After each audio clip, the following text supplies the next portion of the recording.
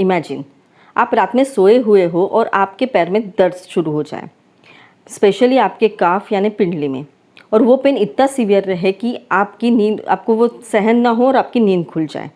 आप जब भी पैर को मूव करने की कोशिश करें आपको बहुत तकलीफ़ होगी, और आप जब भी वो काफ यानी पिंडली को हाथ लगाएंगे तो आपको वो मसल टाइट या फिर कड़क फील होगी। ये थोड़ी देर का पेन रहता है, लेकिन ये रुलाने के लिए कम नहीं रहता। तो आज की इस वीडियो में मैं आपको वही बताऊंगी कि ये सीवियर एंड अचानक होने वाला दर्द क्यों होता है, उसे आप तुरंत कैसे कम कर सकते हैं and how to prevent it further. लेकिन उसके पहले अगर आपने मेरे चैनल को सब्सक्राइब नहीं किया है तो please subscribe my channel, so that मैं जब भी कुछ न्यू वीडियो अपलोड करूँगी तो उसका नोटिफिकेशन आपको मिल जाएगा। तो चलिए देखते हैं आज का ये वीडियो।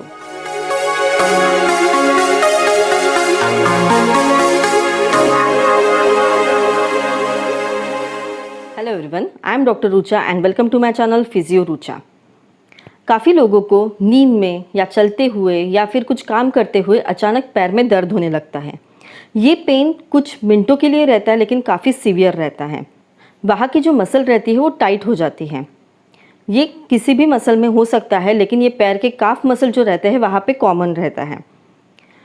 इसे पैर का ऐंठन या फिर लेग क्रैम्प या फिर इसे नाइट क्रैम्प भी कहा जाता है।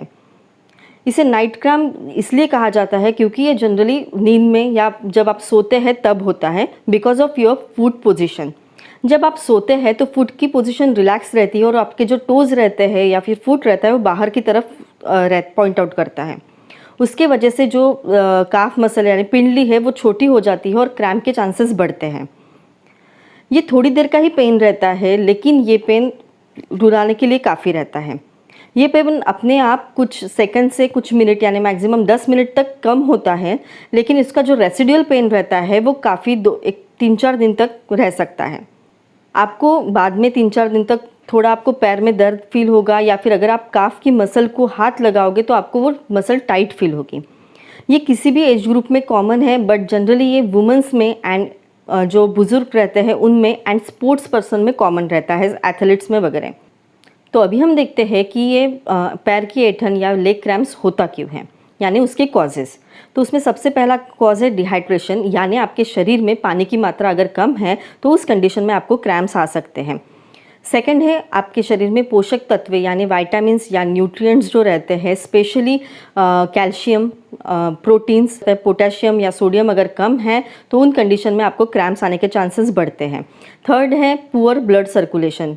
फोर्थ है अगर आप कुछ ऐसे दवाइयाँ ले रहे हैं स्पेशली कोलेस्ट्रॉल कम करने के लिए, या फिर आप किडनी रिलेटेड कुछ आपको प्रॉब्लम है और उसके लिए आप दवाइयाँ ले रहे हैं तो उन कंडीशंस में भी क्रैम्प्स आते हैं। फिफ्थ है आप अगर बहुत ज़्यादा मसल का यूज़ यानी ओवर यूज़ करते हैं, या आप काफ़ी देर तक काम करते हैं, खड़े हैं, या फिर स्पेशली स्पोर्ट्स पर्सन में जो उनकी बहुत ज़्यादा प्रैक्टिस होती है तो उन कंडीशन में भी क्रैम्प्स आते हैं।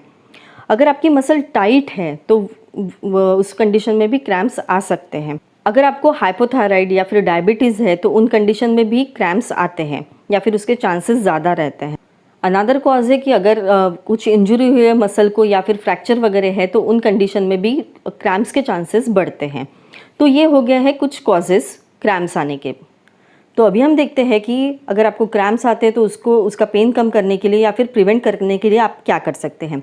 तो सबसे पहले है स्ट्रेचिंग एक्सरसाइजेस। स्ट्रेचिंग अगर आप करते हैं तो वो मसल रिलैक्स होती है और आपका दर्द कम होगा। सेकंड है कि आप गर्म पानी से सिकाई कर सकते हैं वो एरिया में जहाँ पे आपको दर्द हो रहा है। थर्ड है कि आप वो पार्ट को मसाज कीजिए। आप वो ऐसा पर्टिकुलर एरिया ढूंढिए कि जहाँ पे आपको सबसे ज़्यादा दर्द है और वहाँ पे आप थंब से उसको मसाज करके पेन रिलीव कर सकते हैं। जो मैंने अभी आपको 3 बताया है वो इंस्टेंट पेन रिलीफ के लिए काफ़ी बेनिफिशियल रहता है। ये तीनों के साथ साथ मैं अभी आपको बताऊंगी कुछ टिप्स ऐसे जिससे आप लेग क्रैम्प्स को प्रिवेंट कर सकते हैं। तो उसमें सबसे पहले है कि आप प्रॉपरली हाइड्रेट रहे, यानी पानी पीते रहे। इसके वजह से आपका इलेक्ट्रोलाइट जो है उसका इम्बैलेंस नहीं होगा। सेकंड है प्रॉपर आप डाइट ले, उसकी वजह से आपके जो विटामिन है या न्यूट्रिएंट्स है उसकी कमी नहीं होगी। थर्ड है प्रॉपर आप स्ट्रेचिंग या फिर वार्म अप एक्सरसाइज कीजिए आपके एक्सरसाइज के बिफोर एंड आफ्टर।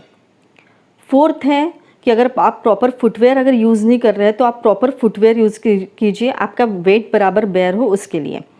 बाद में अगर आप प्रेग्नेंट हैं तो प्रॉपर कैल्शियम का सप्लीमेंट्स लीजिए सो दैट आपको क्रैम्प्स नहीं आएंगे। तो ये हो गया है कुछ प्रिवेंटिव मेजर्स। तो अभी मैं आपको बताऊंगी इसके लिए कुछ स्ट्रेचिंग एक्सरसाइजेस।